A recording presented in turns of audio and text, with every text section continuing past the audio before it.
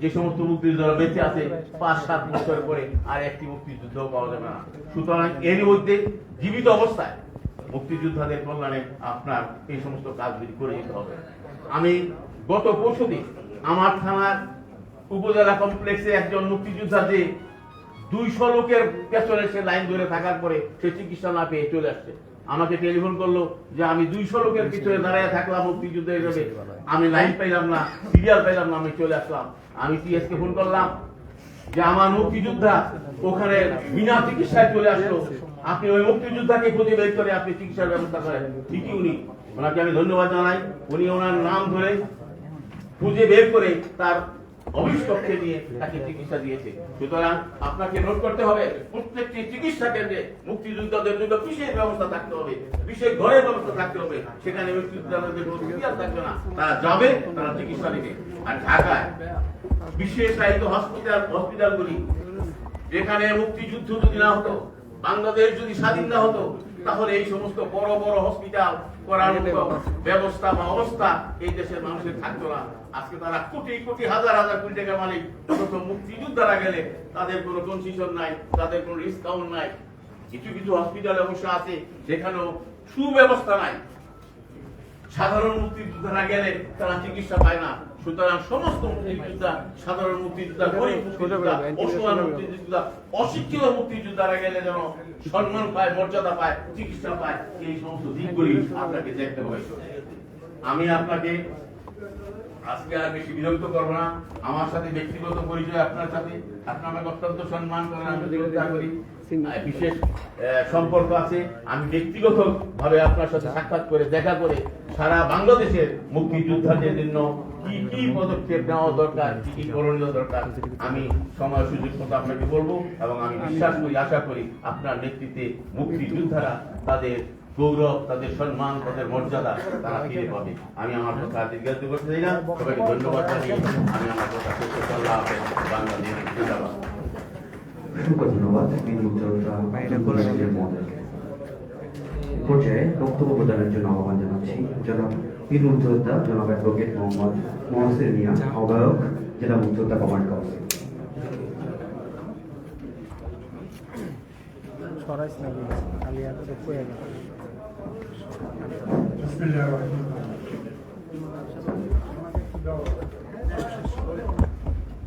আমাদের সাধারণ সম্পাদক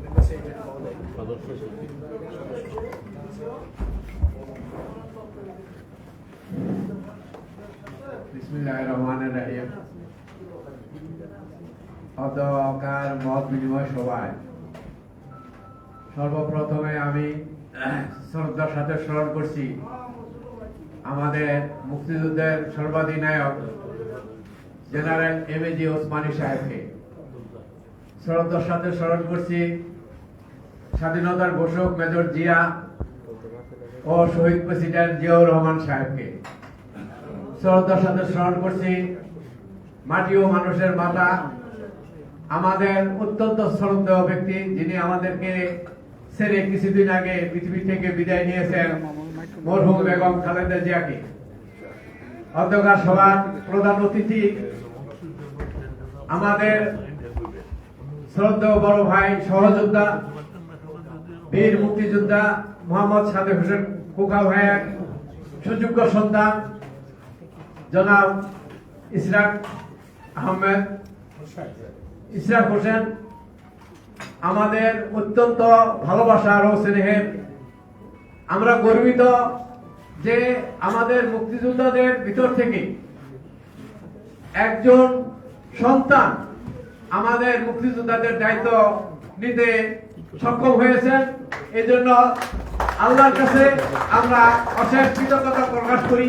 এবং আমি আমাদের মুক্তিযোদ্ধার প্রতিমন্ত্রী আমার শ্রদ্ধেয় বড় ভাই সাদেক হোসেন খোকা ভাইয়ের সুযোগ্য সন্তানকে আমি আল্লাহর কাছে প্রার্থনা করি আল্লাহ যেন তাকে সুস্বাস্থ্য হায়াতে দান করেন।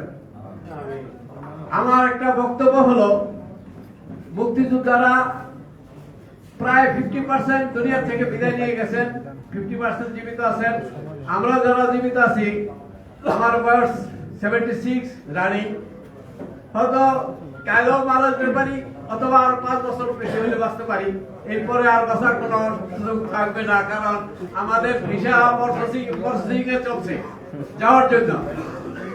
তবে শেষ মুহূর্তে যেহেতু আমাদের একজন গর্বিত সন্তান আমাদের দায়িত্বে আমাদের মুক্তিযোদ্ধাদের যে দায়িত্বে নিয়েছেন, তার কাছে আমার একটা দাবি থাকবে। আমরা মুক্তিযোদ্ধারা অনেকেই, বেশিরভাগ মুক্তিযোদ্ধাই অসহায় জীবনযাপন করি, আর দৈনন্দিন মূল্যবৃদ্ধির কারণে অসহায় মুক্তিযোদ্ধাদের জীবনযাপন করাটা খুব কঠিন হয়ে পড়ছে। চিকিৎসা, খাবার দাবার। আমি আমার অত্যন্ত ভালোবাসা ও স্নেহের মন্ত্রী মহোদয়কে বলবো, আমাদের মুক্তিযোদ্ধাদের জন্য যদি এই সম্মানী ভাতাটা একটু বিবেচনা করা হয়, তাহলে যারা বেশি অসহায় আছেন তাদের দৈনন্দিন জীবনযাপনে কিছুটা হলো লাঘব হবে ইনশাআল্লাহ। এবং আমরা আপনার জন্য দোয়া করব, যদি আপনার মাধ্যমে এই সুবিধাটা মুক্তিযোদ্ধারা পায়, তাহলে আল্লাহ যেন আপনাকে উত্তর উন্নতি লাভ করে, সেই দোয়াটা আমরা সব মুক্তিযোদ্ধারা করবো ইনশাআল্লাহ। যাই হোক, বক্তব্য দীর্ঘায়িত করব না, সময় অনেক হয়েছে, আপনার অতিবাহিত হয়ে গেছে। আমি 11টা থেকে অপেক্ষা করতেছিলাম আমাদের মন্ত্রী মহোদয় আসবেন, আমাদের মুক্তিযোদ্ধা মুন্সিগঞ্জ জেলা ইউনিট কমান্ডের পরিস্থিতিটা দেখার জন্য, বিল্ডিং এর অবস্থাটা দেখার জন্য। সে 11টা থেকে অপেক্ষায় আছি এবং শেষ পর্যন্ত এডিসি মহোদয় ঘন্টার পর ঘন্টা আমাকে বলতেছে যে এই পরিস্থিতির পরিপ্রেক্ষিতে আপনাদের একটু ধৈর্য ধারণ করতে হবে, আপনারা দয়া করে ধৈর্য ধারণ করেন, আপনারা দুপুরে খাওয়া দাওয়ার ব্যবস্থা করেন। আমরা জেলা ডিসি সাহেবের কাছ থেকে আপনাদেরকে সেই খরচের ব্যাপারটা আমরা ব্যবস্থা করে দেবো ইনশাআল্লাহ।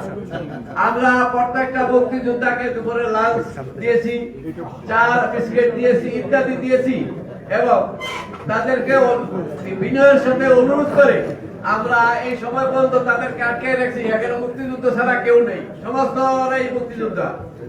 যাই হোক, আমি পরিশেষে আপনার পরিবারের সুস্বাস্থ্য ও দীর্ঘায়ু কামনা করে আমি আমার বক্তব্য শেষ করছি। খোদা হাফেজ।